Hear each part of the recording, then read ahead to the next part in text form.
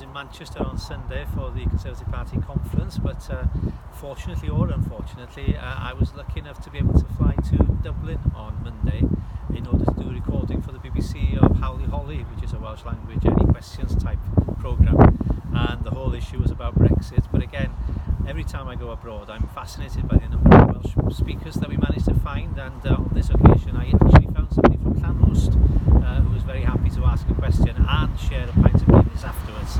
It was certainly an interesting programme, and it was fascinating to see the perspective on Brexit from the Irish Republic, which obviously has concerns in relation to the border in Northern Ireland, and indeed obviously the border at the ports here in Wales.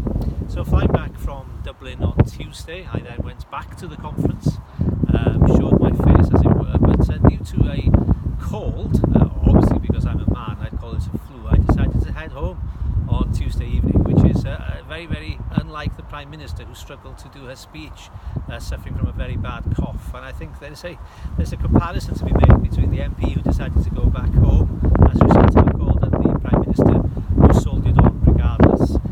But today I'm back in the office doing constituency casework all day, and tomorrow I'm looking forward to going to Deeside to celebrate the 25th anniversary of Toyota in North Wales. Toyota's engine plant in Deeside is one of the highest quality employers in North Wales, high quality engineering jobs. They've been here for 25 years. I sincerely hope they'll be here for another 25.